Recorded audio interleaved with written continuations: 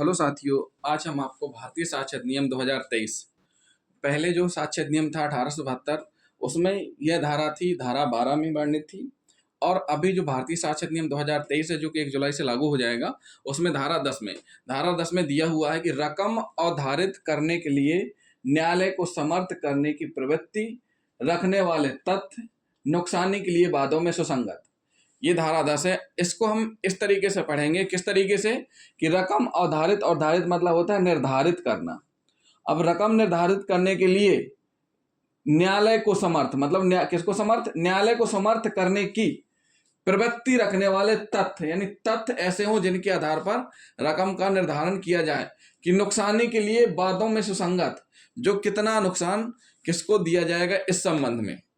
तो इसमें होता है क्या है साथियों, नुकसानी के दावों में दो तथ्य विवादक तथ्य होते हैं। विवादक और सुसंगत तथ्य के बारे में हम आपको पहले बता चुके हैं।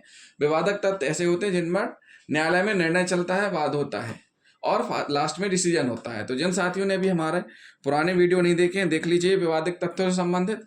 और अभी तक जिन साथियों ने हमारा चैनल सब्सक्राइब नहीं किया तो हमारे चैनल को सब्सक्राइब जरूर कर लें और वीडियो को लास्ट तक जरूर देखें। तो जो नुकसानी में दावों में दो तथ्य आते हैं, कौन कौन से आते हैं? पहला ये है, क्या वादी नुकसानी को प्राप्त करने का हकदार है?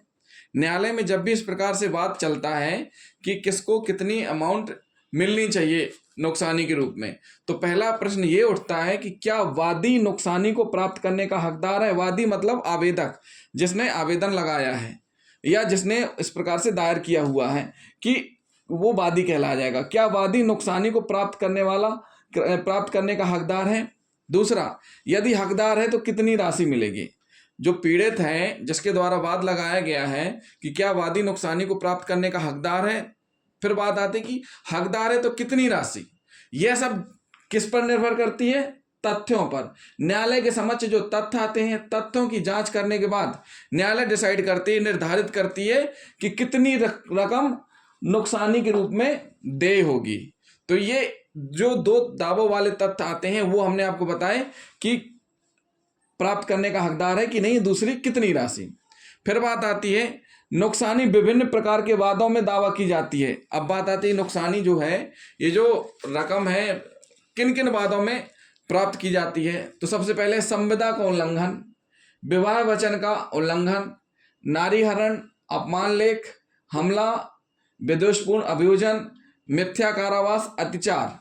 इस प्रकार के ऐसे मामले होते हैं जहां पर नुकसानी निर्धारित की जाती है और एक तथ्यों के आधार पर वो अमाउंट सामने वालों को देय होती है। संविदा को उल्लंघन के संबंध में भारतीय संविदा अधिनियम की धारा 73 में संविदा में नुकसानी या हर्जाना के लिए प्रोविजंस बने हुए हैं कि किस प्रकार से अगर उपबंध यानी संविदा का नुकसान तोड़ने पर, संविदा तोड़ने पर कितना फाइन किया जाएगा, कितना प्रोविजन ये 73 में दिया हुआ है। उदाहरण के लिए हम ले लेते हैं, एक फोटोग्राफर ने किसी विवाह समारोह में चित्र लेने की संविदा की। मतलब एक एग्रीमेंट टाइप का हो गया कि भाई हम चित्र लेंगे आपकी तारीख में। अब शादी वाले फ्री हो गए कि हमारा वीडियोग्राफर ये है और इसके द्वारा वहां आकर के रिकॉर्डिंग की जाएगी, किंतु वह वक्त अवसर पर नहीं पहुंचा। मतलब जितने समय निर्धारित था उस समय वह नहीं पहुंचा। न्यायालय ने निर्धारित किया कि संविदा भंग के इस मामले में वादी को पीड़ित भावनाएं नुकसानी का निर्धारण करने में सुसंगत होंगी। मतलब उसको जो पीड़ा हुई उसके द्वारा न पहुंचने पर, तो इसके लिए क्या माना न्यायालय ने कि पीड़ित भावनाएं नुकसानी का निर्धारण करने में सुसंगत हैं, मतलब उसके लिए पर्याप्त हैं। तो इस स्थिति में फोटोग्राफर के ऊपर एक वाद हुआ कि इतनी अमाउंट वो न्यायालय ने निर्धारित की, कितनी होगी, न्यायालय में जो वाद लगाया गया होगा उस आधार पर डिसाइड होगी। दूसरा है, इसी में देख लेते हैं, यदि कोई व्यक्ति 10,000 रुपए की नुकसानी का दावेदार है, यानी एक व्यक्ति ने कहा कि हमको 10,000 रुपए का नुकसान हुआ है इसके इस बयान से या इसके इस लेख से या इसके इस प्रकार से संविदा उल्लंघन करने से, तो इस निष्कर्ष पर पहुंचने के पश्चात कि वह नुकसानी पाने का हकदार है, न्यायालय उन तथ्यों की जांच करेगा। न्यायालय क्या करेगा कि वाकई में वो 10,000 रुपए की नुकसानी का दावेदार है कि नहीं है, उसको मिलना चाहिए कि नहीं मिलना चाहिए, उसका हकदार है कि नहीं है, उन तथ्यों की जांच करेगा जिनके आधार पर नुकसान को सही रकम निर्धारित कर सके। क्या करेगा? उनकी जांच करेगा जिसके आधार पर ये चीज हो सके कि ऐसा हुआ है कि नहीं हुआ है।